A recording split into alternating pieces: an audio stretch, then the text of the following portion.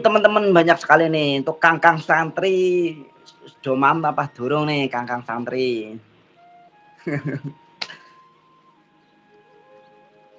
Alfiahnya harus dihafalin ya. Di situ pakai alfiah atau apa nih?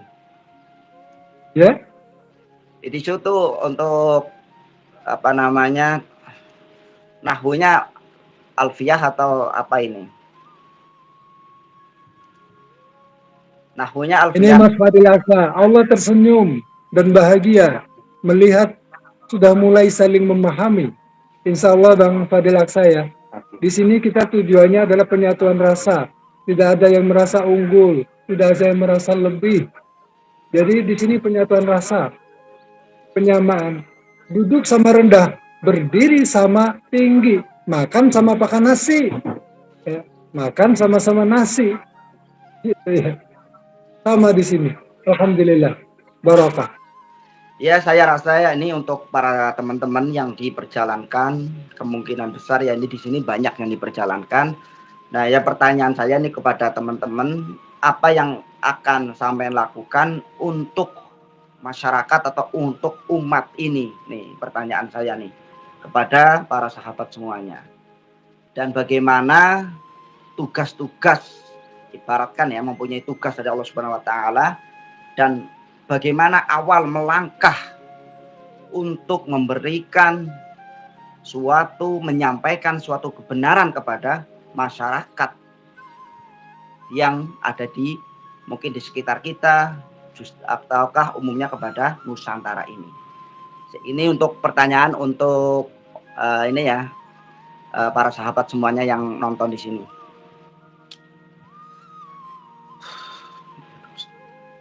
Oke, untuk lanjut nih. Oke ya Bang, saya tambah lagi. Sebenarnya si beliau Satrio Pening ini adalah sebagai penghubung sebenarnya ya. Penghubung antara Allah dan untuk umatnya Bang. Oke ya, subhanallah ya. Oke, untuk para pertanyaan berikutnya.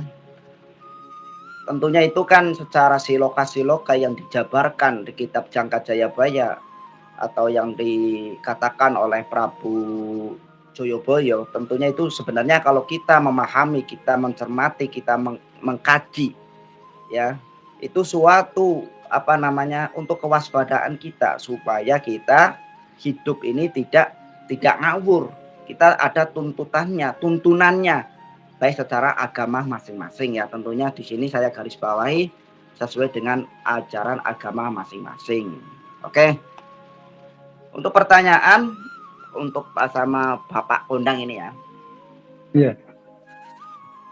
Monggo Bang. Keyakinan seberapa yakin Bapak ini atau Bapak Kondang ini daripada Sang Kinasih Satrio Piningit? Silakan. Oke. Yeah. Kalau saya yakin Bang, yakin dengan sepenuh hati saya bahwa SP itu adalah 1000% ada. Karena sebagai penerus perjuangan para wali, para nabi, dan para sepuh. Di saat ini sudah tidak ada nabi, tidak ada wali, tidak ada para sepuh. Allah menurunkan beliau, SP, yang begitu. Jangan kita, di saat kita udah lepaskan dali. Nah, makanya SP diturunkan. Gitu. Untuk penyempurna akhlak tadi. Untuk meneruskan perjuangan. Perjuangan siapa? Nabi tidak membuat ajaran baru, bukan. Tidak membawa ajaran baru, tapi peradaban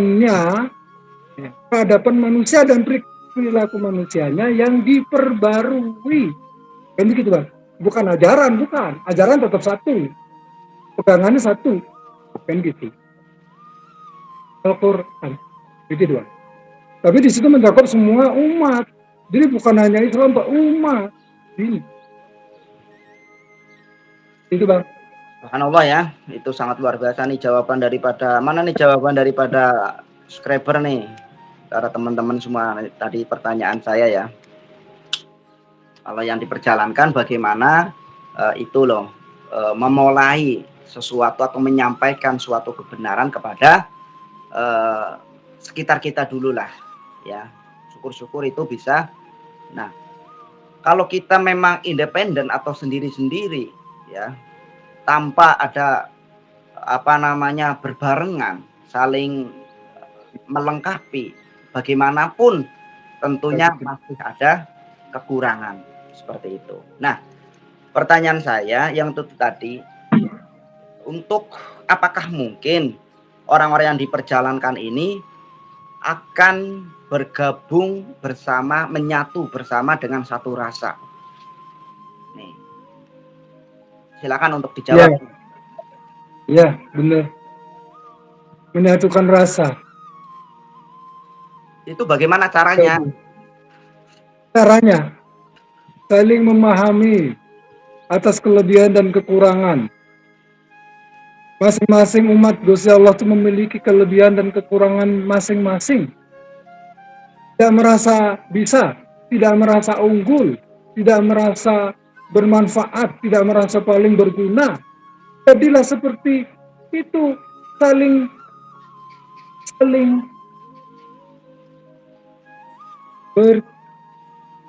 bekerjasama. Sifat manusia yang ada di dalam kan ada sifat unsur ya, api, tanah, air dan angin.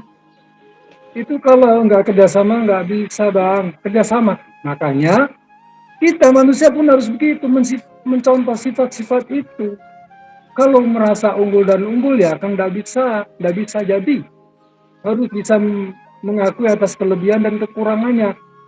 Kan begitu, masing-masing akan berjalan sesuai dengan kemampuan masing-masing, insya Allah akan kebangun.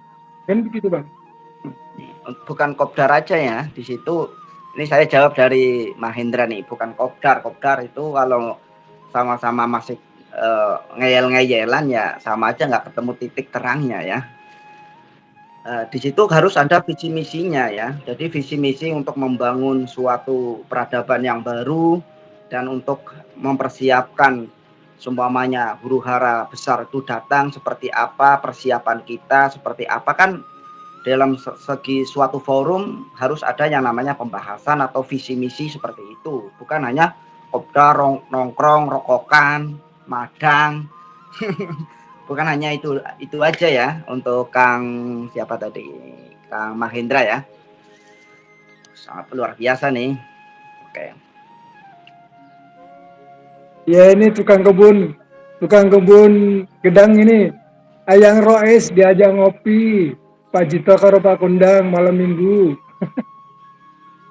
Oke, Ya, ini dari kalau Ferry Poli nih kapan merapat lagi nih? oh iya, Bang Eri Poli ya. Ada tadi, Alhamdulillah barokah Bang. Salam kenal ya Bang. Tadi saya baca dari Bang Ferry Poli. Alhamdulillah barokah Bang Ferry. Salam rahayu buat Bang Poli ya. Salam kenal dengan Cak Gemblong. Cak Gemblong. Ya Bang Poli ya. Semoga sehat selalu, bahagia selalu. Ini untuk Kang Amin. Santri ya, yang di situ pegang HP nggak nih di pondok itu? Siapa? Di pondok nggak pegang ya? Ada ini bawa HP? Ya jangan lupa ya di subscribe channel Padepokan Lokajaya. Oh ya. Jadi ini di sini pada dasarnya orang asisten beliau sudah subscribe kok. Alhamdulillah. Mudah-mudahan ya. Nanti yang ada di malam ini bisa subscribe semua. Alasannya Sehingga Padepokan Lokajaya semakin jaya. Jaya di hati. Ya. Sebagai penyambung rasa. oke. Penyambung rasa, penyambung cinta. Penyambung kasih. Kasih sayang Allah. Cinta Allah. Penghubung. Insya Allah Allah ridha memberikan keberkahan bagi kita semua. Amin ya Allah. Ya Rabbal Alamin. Ya untuk ini kan ini ada yang suruh ganti topik ya. Oke, siap. Tentang Imam Mahdi. Imam Mahdi itu banyak yang mengatakan adalah sama dengan Sang Kinasih Satrio Piningit ya. Oke. Berbicara mengenai Al-Imam Mahdi yang sangat dipercayai itu adalah suatu utusan akhir zaman yang dimana menyelamatkan kaum-kaum yang bisa diselamatkan ya, kaum-kaum yang atau umat-umat yang bisa diselamatkan. Nah, pertanyaan saya, Imam Mahdi itu nanti itu itu munculnya di mana dan apa yang beliau itu bawa. Itu sebenarnya Imam Mahdi kalau sama SP itu menurut saya itu sama sih. Kalau menurut Bang Surya sama ya. Sebenarnya mungkin Kalau juga hampir sama, hampir sama. Kalau Satrio Piningit kan dikenalnya di Nusantara. Kalau di luar Nusantara namanya Imam Mahdi, kan begitu. Tapi sebenarnya kalau bocoran yang saya terima itu sama ya Bang, sama juga. sama ya bocoran. Tapi gini ya, kalau SP itu kan tentu nanti jadi seorang pimpinan ya, belum tentu, belum tentu. Tapi yang seorang pemimpin yang benar dan jujur amanah itu adalah termasuk di dalam wadah CSP, yaitu Satria Nusantara. Satria Nusantara itu adalah salah satu di antara bagian dari SP, kan begitu. Kita memimpin dengan jujur, adil, dan amanah.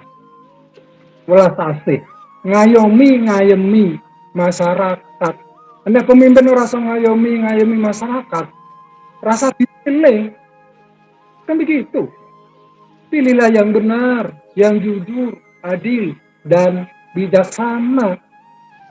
Kalau ada pemimpin nggak seperti itu, nggak amanah. Yang salah siapa? Ayo, jangan salahkan pimpinannya. Salahkan yang nyoblos. Kenapa kalian nyoblos? Kenapa kalian pilih? Kan begitu. Panjurnya laki, panjur tak pilih. Sekarang mah mancing. Oh, pada menyalahkan yang dipilih. Salah dong. Salahkan yang memilih, salah yang dipilih. Kan begitu. Oke, ya, itu lanjut lagi nih untuk Pak Kondang ya. Nah, saya pernah baca di beberapa berita ya, situs beritanya sih mungkin sudah familiar ya.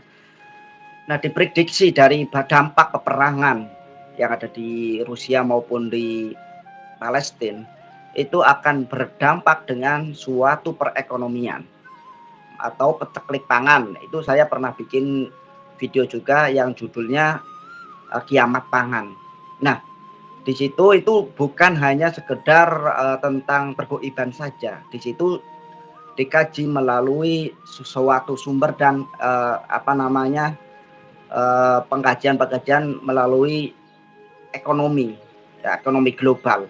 Nah, di situ kan akan dikatakan bahwasanya nanti kalau peperangan ini tetap berlanjut, diprediksi dari pakar perekonomian itu akan mengalami krisis pangan. Pertanyaan saya, bagaimana kita menghadapi krisis pangan dan bagaimana kita mencari jalan keluar krisis pangan itu.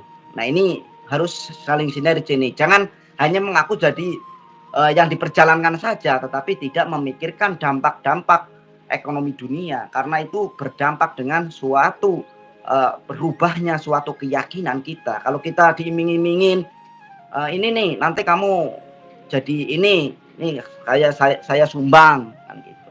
Nah, ini harus dicari solusinya nih seperti apa ini. Silahkan dijawab nih. Bang, saya ganti bertanya Bang. Hah? Kenapa mereka pada khawatir kalau perangnya Palestina itu menimbulkan krisis pangan? Lah sekarang lahannya pertanian Indonesia ini yang Palestina apa yang Indonesia? Pertanyaan saya. Lahannya saja berbeda. Masa yang krisis Palestina yang perang kok Indonesia krisis? Kan aneh dong. Dampak perang di antara Indonesia itu yang berpari yang Palestina apa yang Indonesia? gini, begitu, aneh. Ini kan saya pendapat ya. Dengan timbulnya perang Palestina akan mendapatkan krisis pangan sedunia. Nonsen. Saya tidak percaya. Karena lahan pertanian berbeda. Lahan pertanian kita di Indonesia, di Nusantara, bukan di Palestina.